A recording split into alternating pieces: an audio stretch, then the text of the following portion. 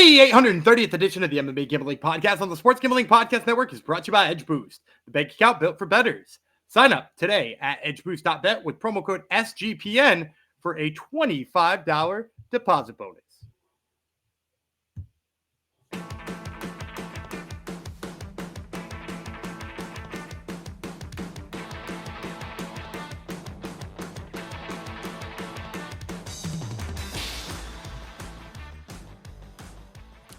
Howdy-ho, Degenerinos. Welcome to episode 830 of the MMA Gambling Podcast on the Sports Gambling Podcast Network, dedicated to our friend Rusty Tenakun in YouTube, who says we are literally the best, which is true. No lies there at all. Thank you, Rusty. Thank you all for coming to the show. I am one of your hosts, Supremo Simplicio, Jeff Fox. Along with me is Daniel Gummer-Vreeland, and we are completing our first round coverage of Road to UFC Shanghai, episode 4. So the later event on the Friday. Yesterday we did the first half of the Friday event, and then days before were the Thursdays, and then tomorrow will be LFA, and then you'll be all set. Only a few more sleeps until main event Macy is coming at you. So we'll be talking about that soon enough. Gumby cannot wait. So lines have dropped since we last recorded for the Road to UFC, so we will have lines for you today. I'm going to ask my co-host right now if the first 3 events we covered, any surprises with the lines that have dropped? Some with just how big of favorites they were. I think we talked about Aguilale as it being like a fun 20-year-old, and I was like, he's probably good parlay material as long as he doesn't get too high. He's negative 900 right now. That's pretty high. I'm pretty surprised by that. And let me see. Let me do a quick scan down. There was one or two. Oh, Shele, who we had fun saying his name repeatedly. I kind of was surprised he was as big of an underdog as he was. I think I said plus 155, but he's been as high as plus 180 since the lines have opened. And I thought he'd get bet down, but it seems to be the opposite. His money seems to be coming in on his opponent. So both of those kind of shocking. But apart from that, kind of the favorites were the favorites, and the dogs were the dogs, and the close ones were the close ones. So. Yep. Well, they're the type of surprises you want. Dogs bigger than you expected. So obviously people have not been listening to the episode yet and are watching it, so they haven't bet. Oh, they've moved actually from when they opened. Oh, yeah. There was I wish I could remember which one it was. There was one I had and I was like, oh, he should be like a plus 130 dog, and he's a good value. And then I saw he posted it like plus 145, and now he's a favorite. So I'm trying to remember which one that was. Somebody even commented in one of our videos. So shout out to people thinking we move lines. Yes, exactly.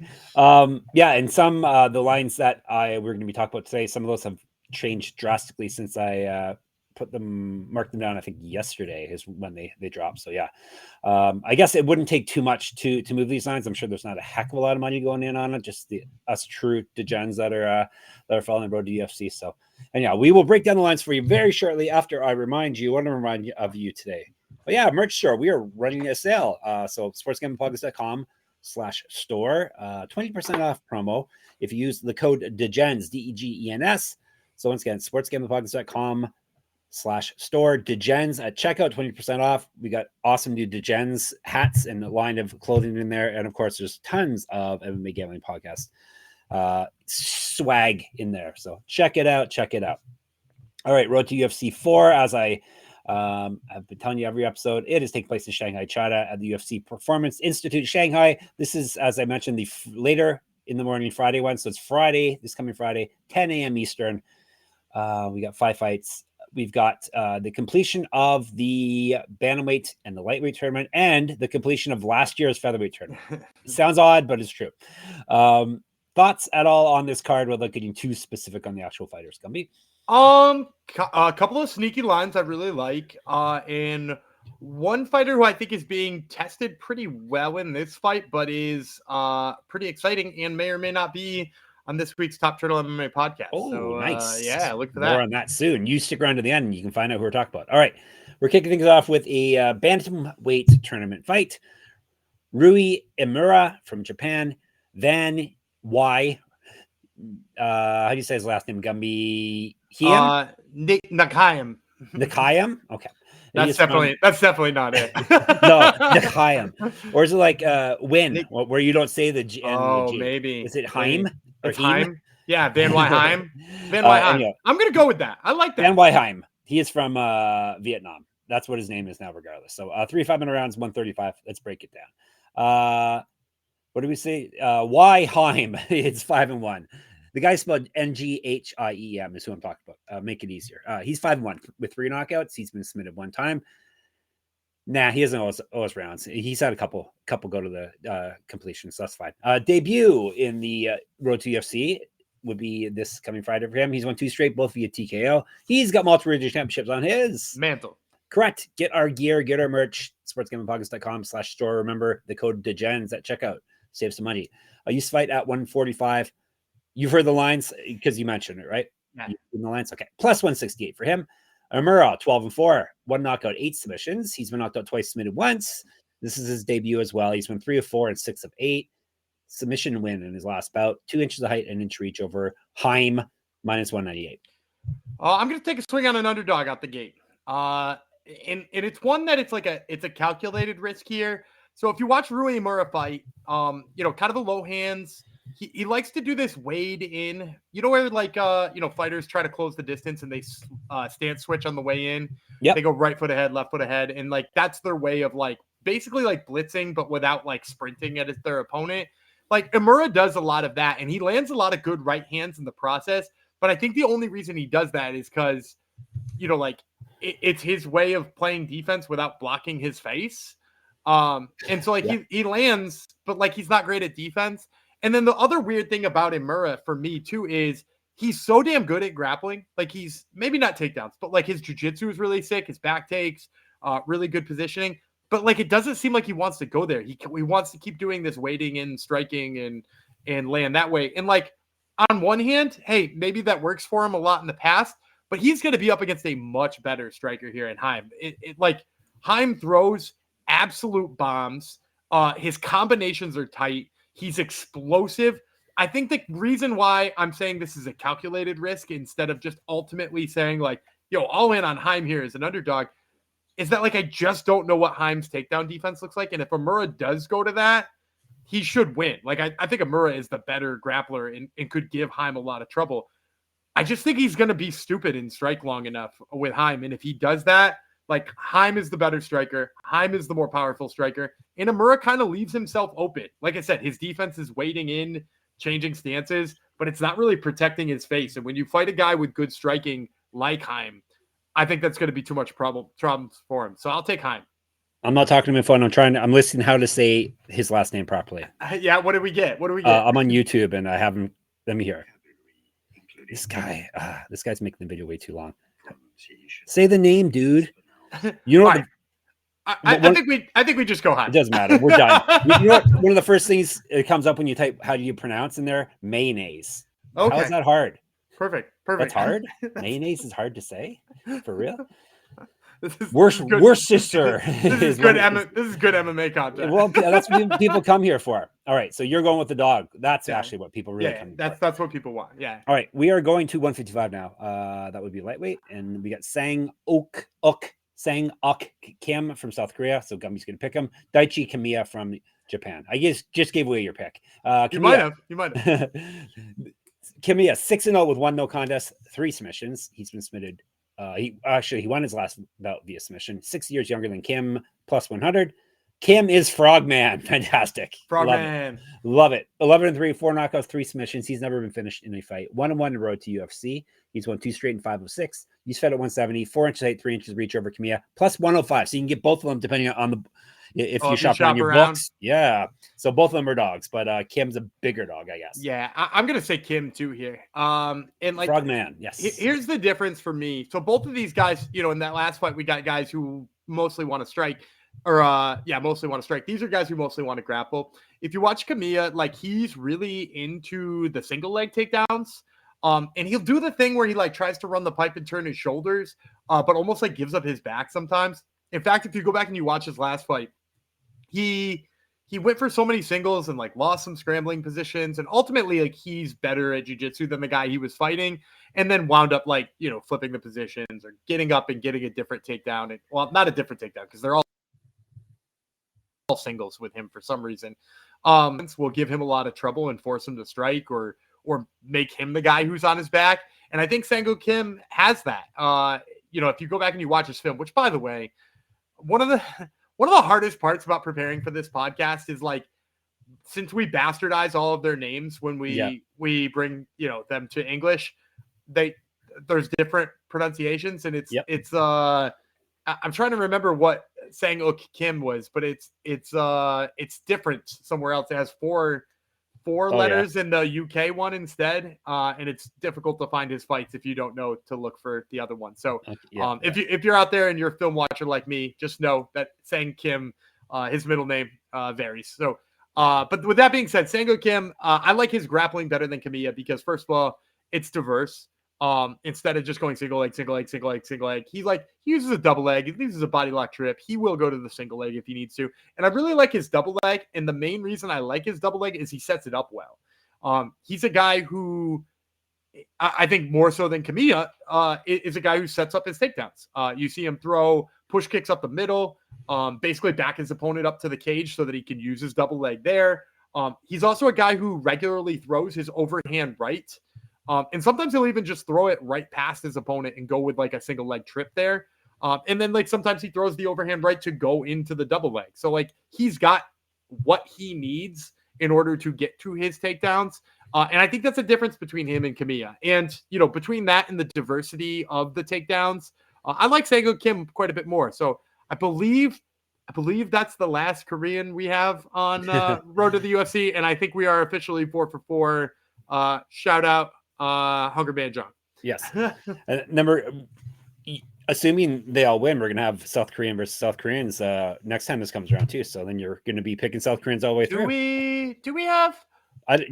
Or are they all in different weight classes? They might wind up only in the finals or something like that. Yeah, in a lot of these instances. Yeah. All right. Before we dive into more, actually not more South Koreans, other Asian fighters, let me tell you about Edge Boost. Edge Boost is the first ever bank account built for bettors, ensuring all gambling transactions are approved. No usage fees, no minimums, earn cashback rewards, and 100% approval for all betting deposits. Sign up today at edgeboost.bet with our promo code SGPN and deposit $25, and Edge Boost will match the deposit. That's edgeboost.bet, promo code SGPN. And it is time for Gumby's bonus underdog. Pick 'em play. Underdog is going long for the NBA playoffs with their extender bonus. Hop in game 1, and the longer the series goes, the bigger the bonus gets. Do you have any plays for us, Gumby, on the hardwood or elsewhere? I'm going to stick to the baseball field, the baseball diamond, if you will. I'm going to take the higher than on AJ Smith-Shawver's strikeouts on Friday. He was supposed to throw on Thursday, but they got rained out. And he has been mowing people down the last 2 games, 13 strikeouts in 11.2 innings. And he's, playing the Nationals, who actually that's who he struck out 6 times last time. So give me the higher than on AJ Smith-Shawver's strikeouts. What do you think it'll be set at? I bet you 6.5 if I had to guess, is what they'll project it. And higher? Yeah, I think he's going, here's a bold prediction. I think he's getting 8. Wow. I have him on my fantasy team, so I accept that bold prediction. All right, so take Gumby's pick higher on the strikeouts and take the code I'm going to give you, MMA SGPN, and that way you get to claim your special pick and first-time deposit offer up to $1,000 in bonus credits. So underdogfantasy.com, promo code MMA SGPN. Right, back to Shanghai we go. We are going back to bantamweights now. Let me see. Qinghe Zhang. How do you say first name? It's I think it's Qinghe Zhang. Yeah. Qinghe Zhang versus Lawrence Liu, and he is from Australia. Louis. I'm sorry. Yes, Louis, Lui. Of course, I get the Australian name wrong. Let's break her down by talking about Zhang. He's originally from, I believe he was born in Hong Kong, if that helps. Okay. Yeah. All right. So that's my excuse. Zhang will tell you about first. 16-7-1, 9 knockouts, 3 submissions. He's been knocked out 3 times, submitted twice. This is his debut. I think it's short notice because Louis was supposed to fight someone different before. So. I can give you a little insight on that. Okay. Both of these fighters are actually on short notice. So Lawrence Louis was booked as an alternate for the tournament. He was told 9 weeks before the fight that he was scheduled to be an alternate. About 5 weeks before the fight, he was told the fighter had dropped off and he was in. So he had 5 weeks to prepare. And about 3 weeks into preparing, he found out his new opponent had dropped out. So both of these guys are technically some level of short notice. Zhang, slightly more short notice than Louis. I wonder why Gumby knows all that. Yeah, Lawrence Louis was on the Top Turtle MMA podcast this week. He gave it away. All right, we'll listen to that shortly. All right, Zhang is won 2 straight, and he's got 6-1-1 over his last 8. 2 straight wins have come via TKO. He's fed at 125 and 145. 4 years younger than Louis, plus 160. Louis is 5-1 with 3 knockouts. He's never been finished. This is his debut. He's won 2 straight. He has not lost since May 2022. He's a regional champ. He's got 5 inches of reach over Zhang, minus 204, and he knows who Gamble is. So that's something on the resume too. And I'm going Lawrence Louis. I liked it a little bit better when he was minus 155 on posting. But, the bottom line is I think you're going to see a big contrast in striking style. So Zhang is a guy who throws big, but without much technique and without much approach. He gets close to you, he's going to let a haymaker fly. He's got a little bit of jiu-jitsu, a little bit of wrestling, but I don't think it's enough to bother Louis, who he's a city kickboxing guy, which there is, you go. Kind of all you need to know, right? Like those guys come in with pretty damn good takedown defense, even when they're big strikers. And he has kind of got like an Israel Adesanya level, like I'm so far away from you, yet I can still hit you. And it's not like he's got great reach. It's that he's like got great close the distance and hit you and then not be there again. And I like that about him. Like it's clear the Eugene Behrman of it all has played out on Lawrence Louis. So like that distance alone should probably negate anything Zhang wants to do in the grappling department. And then in terms of the striking, like I see Zhang just like winding up on these punches and seeing like a crafty defensive guy like Louis just being out of range and hard for him to hit, and then probably tagging him on the return. The only caveat I will give to this, especially with Zhang being like such a big, heavy thrower, is that Louis does, like, I think he's gotten so used to being the guy who has the better range and is out of range that like his chin is kind of high up in the air for my liking. It's like a little bit scary. Like if he were to win this fight and fight Van Nghiem, or however we're saying his last name, if he were to like fight him in the next round, which I think they're queued up to fight in the next round, I would worry a lot about his chin. Like I really think Nghiem would be the worst kind of opponent for him to fight because he's faster and can close the distance and has big punches. Like Zhang here, I think is just like doesn't quite have the level of technique that makes me fear for Louis' defense. And plus, I just love his range. So giving Lawrence Louis here, and negative 200 is still pretty respectable. All right. Getting on that to play. Now we're to our co-main event. It is the final opening round fight at in the lightweight tournament. We got some fun names in this one. Yuji, Yannick, Ephoeviga.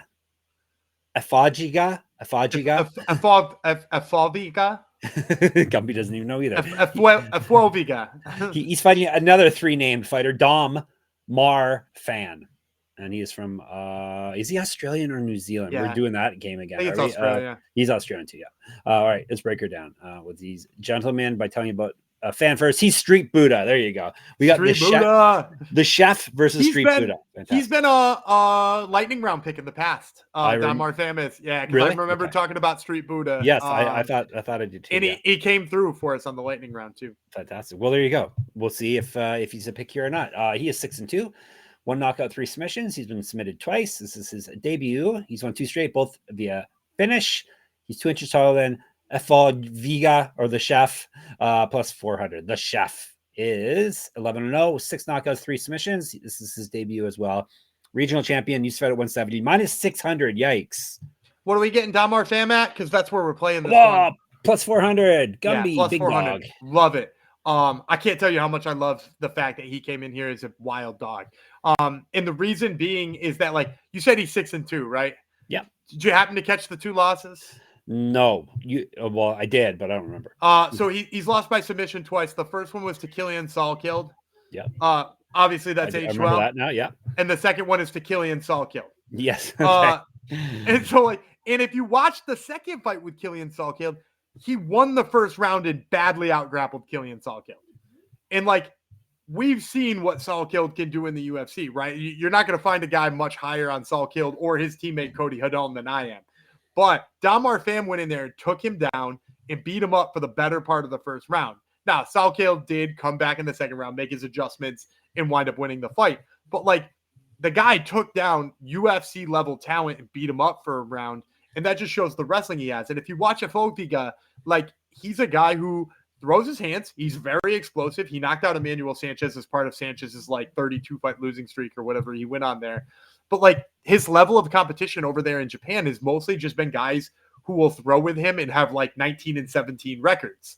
And like, I'm not hating on those like, fighters in Ryzen or whatever promotion he was fighting for over there that have fought like 7 billion times, but he's just not seen a guy like Donmar Pham who is going to shoot consistent takedowns and comes from the wrestling level that he does. Like he's out wrestled UFC guys for at least a round.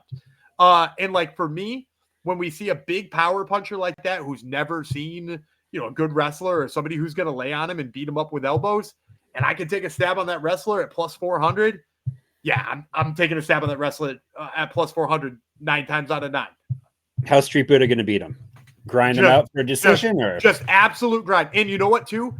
I have no basis for saying this, so like maybe this is a wild claim. I think Ephoeviga is going to be the type of guy who, if somebody shoots a takedown on him and turns this into a grind, I think he's going to tire and the power in his hands isn't going to be there. And like I've seen, he's got a lot of first round finishes. I've seen him get third round finishes too, but it's a lot of third round finishes when like the guy is just like point fighted him for 2 rounds and then he lets one go. Right. I've never seen him really, seriously challenged in the wrestling.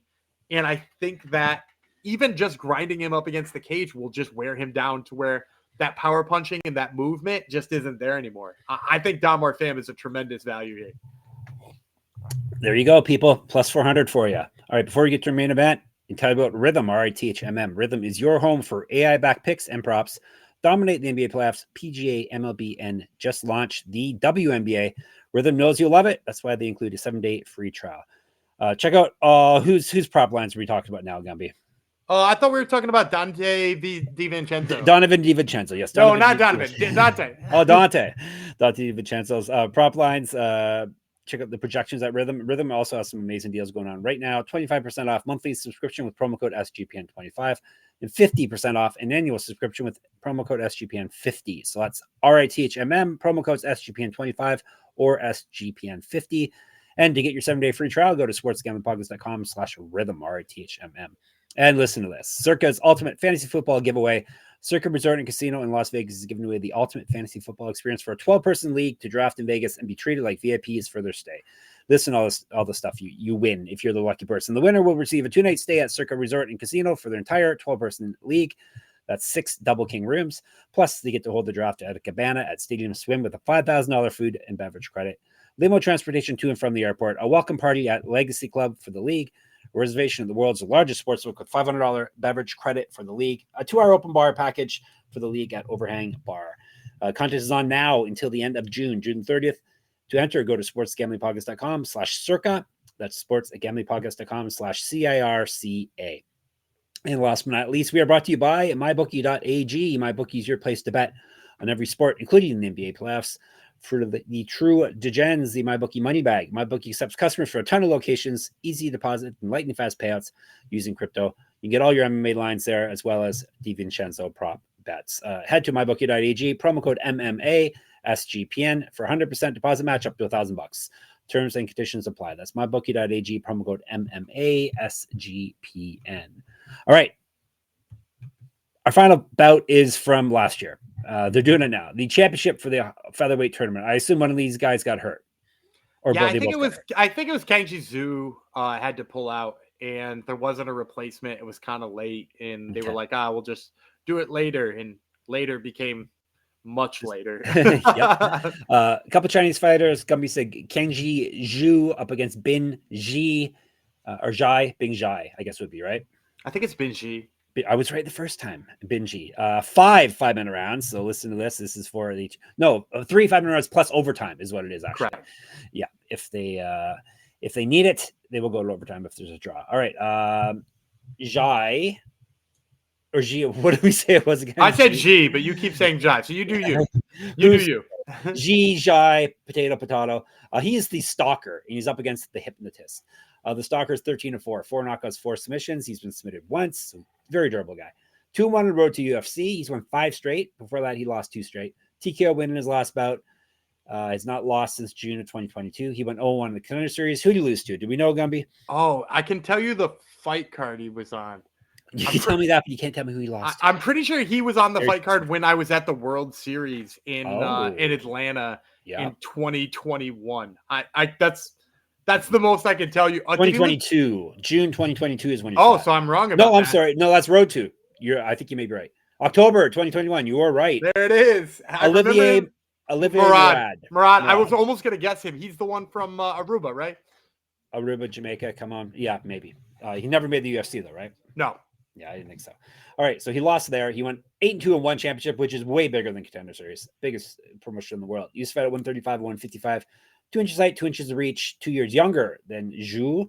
More active landing strikes. He had a positive strike differential. This includes his Road 2 fights and his Contender Series fight of 1.69, 69, nice strikes per minute, plus 117. The Hypnotist. 20-4 with 1 no contest, 12 knockouts. He's been submitted once. He as well is very durable. 2-0 road to UFC. He's won 4 straight fights. He's not lost since April 2023. 1-0, 1 championship, the biggest promotion in the history of the world. He used to fight at 155. 1-0 in custom rules fighting. I mean, what do you think the custom rules are for this one? Yeah, it was cut off jeans last time we talked. Any idea what custom rules would have been? I know. Steel-toed boots. Steel-toed boots. Perfect. That sounds more Russian than Chinese, but maybe. Russia likes the sadistic, crazy MMA rules. Better striking stats, better grappling stats than the Stalker. And he has outstruck his opponents on the road to UFC by 2.47 strikes per minute. He's up minus 150. Yeah, I like this line on Kangjie Zhu. I'm going to pick him in this one. A couple of things about him. Some good, some bad. Maybe my biggest problem is he's got really long strikes and he doesn't seem to retreat after throwing them. He really puts his whole self into them, but they're straight strikes and then he's just kind of there to be hit. But the difference for me is Big Shay does not have the defense that I think he would need in order to even stop those straight strikes. In fact, he fought Kawana in his last fight and got rocked with a strike like that. And then after that, Kawana jumped on him and tried to finish. And I think he had back mount for a while. And there was just no get up from Bing Shay. And on the other hand, I haven't seen Kangjie Zhu, different Zhu. I haven't seen Kangjie Zhu offensively wrestle all that much, but the way he defensively wrestles give me some thought that he might be even able to wrestle up Bing Shay, or at the very least, if he stuns him, not let him up. Because he fought Shin Harauchi in this tournament, who you remember we were high on Shin Harauchi. And Shin kept trying to take him down and kept getting in on single legs, and he got him down a couple of times, but the amount of times Zhu stuffed him or just used his balance to kind of thwart that single leg just shows me that he's got a wrestling base that maybe we should pay attention to. And Big Shay, the exact opposite. He's been ragdolled in a lot of his fights in terms of his wrestling, including on Contender Series. So, Kangjie Zhu, I kind of almost want to see him offensively wrestle in this one. But even if he doesn't, I think that rear right hand is just going to step in real long, pop Big Shay on the chin one time, and I think it's going to be good enough. So give me Kangjie Zhu here as a slight fade. He's going to knock him out, is what you're saying? He's going to pop him one time in the chin? I think either that, or if he stuns him, he's going to follow it up and do damage on the ground and at least put Bing Shay down enough that he's no coming back. All right. Let's give you a recap. He's got Zhu. He has got Fan. He has got Louis. He has got Kim. He has got Nghiem. We'll say it is. All right. If you have to buy stock in one of these people based on their UFC future, who are you buying stock in? I think I like Lawrence Louis, and not just because I interviewed him, but he's got the range, he's got the right gym to be working at. I think there's a really high ceiling on him, so I like him. And I'll also just say I know he's an underdog too, but Van Not Nghiem, or however we're saying his name, we should look it up. I tried. I think the power he generates is really impressive, and if he has any takedown defense, because again, I haven't seen him really defend takedowns, but if he's got takedown defense, I think he's going to be dangerous and possibly a front runner in this bantamweight tournament. Oh, nice. Very good. All right. You can watch all this and chat with it. Actually, you have to watch it on your own, but you can chat with us about it Thursday morning and Friday morning in the Discord, sportsgamblingpodcast.com/Discord. We are also, of course, on YouTube. You maybe watch us right now. Hello, if you are. If you're not subscribed, actually, is what I'm going to say. If you're not subscribed, please do. It helps us out greatly, and you can hit us up in the comments. Of course, on the Twitter, Gumby runs our account at SGPN MMA. He's at Gumby Reeland, and I'm at Jeff Fox Writer. Same as on Instagram for me. Check out my Substack at moneymma.substack.com. Check out Gumby's other podcast, Top Turtle MMA. It was a mystery as to who he was going to have on up to this episode. Now we know one of the people at least. Yeah, we got Lawrence Louis, and we've also got Kurt Hollabaugh, who's fighting next weekend in the UFC. Nice.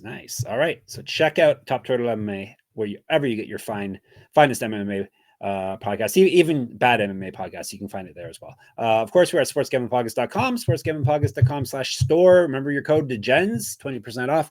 sportsgamblingpodcast.com/Patreon. You get some bonus content. And when you sign up for underdogfantasy.com and mybookie.ag, remember our code MMASGPN. That way we both win, us and you. All right, we'll be back tomorrow. Street Buddha, Jeff Fox, the Stalker, Gumby Rhythm. We'll talk to you tomorrow about LFA.